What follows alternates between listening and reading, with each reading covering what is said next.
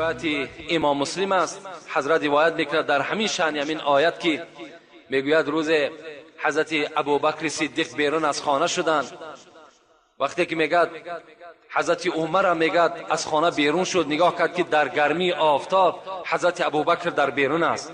گفت ای ابوبکر، گفت در این گرمی سخت از خانه بهر چی بیرون شدی؟ گفت عمر، گفت قسم به عظمتی بزرگی خدا که در خاندان نشستم و گرسنگی بر من غلبه کرد، در خانه چیزی نبود، خواستم بیرون شوم تا که یگان دوستی خدا باشد یا یگان نعمت خدای باشد ما استفاده کنیم. بهر این گفت از خانه بیرون شدم. حضرت عمر گفتند قسم به عظمتی بزرگ آن خدایی که تو را از این با همین مسئله که گفتی از خانه بیرون شدی، من هم باعث همین گفت از خانه بیرون شدم. من هم در خانه چیزی یافت نشد، بیرون شدم تا که جای یافت کنیم، تا که از نعمت خدا استفاده کنیم. کمی میگه از بین گذشت، یک مدت گذشت که آفتاب تابان پیغمبر خدا از خانه بیرون شدن.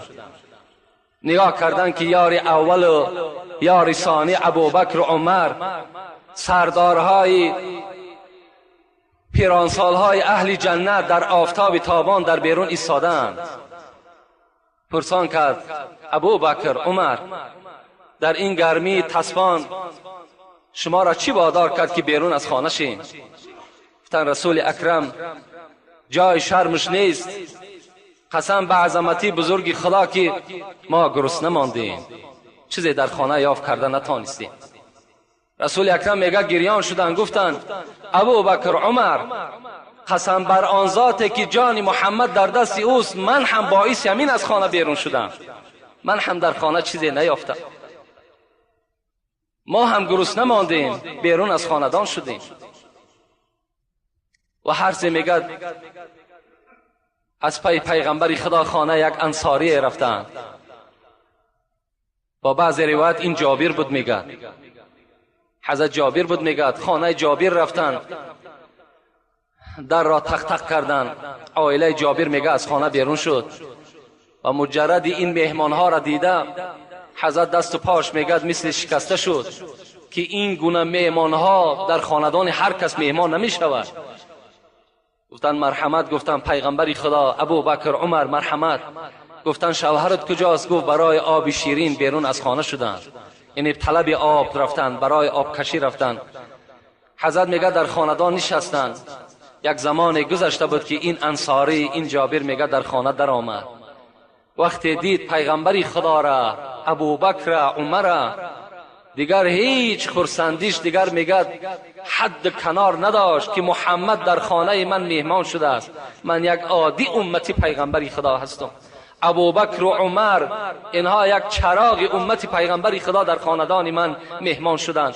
دیگر دست و پا خورده شد. میگه رسول اکرم گفتند جابر گفتند من حس میکنم که تو بینهایت خرسند شدی، لکن یگان مال شیردار نکشی، یگان جاندار که شیر میداده باشد. مقصد رسول اکرم یعنی یک گاوی داشت میگه که او شیر میداد برای تفلکای جابر. گفت همون گاو بهر ما یکی نکند تو مثال کشته بمانی. گفت حضرت جابر گفت پیغمبر خدا را قبول کردن، رفتن میگه یک گوسفند ذبح کردن و میگه رفته یک از باغ خود میگه یک چند نوده از خرما را نزد رسول اکرم آوردند و رسول اکرم میگه همراه یارها تناول کردند و گفتند جابر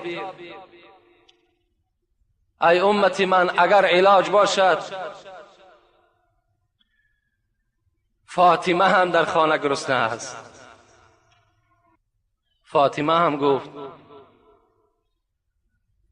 من بهر فاطمه وعده کردم بیرون میشم، بهر تو طعام حاضر میکنم، اگر علاج باشد جابر یک تکه گوشتی از همین گوسفند به دختر من حاضر کن. حضرت در حال البته قبول کردند، نزد فاطمه حاضر شدند. فاطمه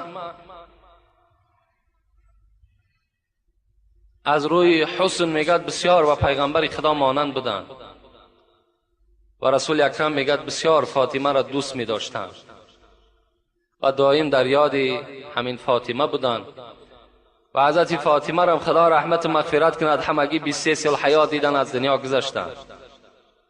و اولین کسی که با پیغمبر خدا پیوست شد از ذات اولاد همین رسول اکرم این فاطمه بود که بعد 6 ماه با پیغمبر خدا چیکار کردن؟ رسیدن، حاصل شدن، همراه پدر در جنت جاودانی باقی ماندن. بعد خوردن این طعام، گوسفند و این خرمایی که در پیش ابوبکر و حضرت عمر و حضرت رسول اکرم بود تناول کردند. و بعد آن رسول اکرم چی گفتند؟ قسم به عظمتی بزرگی خدا ای ابوبکر ای عمر، از همین نعمتی که الحال ما و شما خوردیم همین خدا از ما و شما پرسان میکنه. از نعمتهایی که ما و شما میخوریم خداوند از همین ما و شما را سوال میکند که آیا حق نعمتی مرا در دنیا خوردی، آیا بجا آوردی یا نه؟ از این ما و شما را سوال میکند.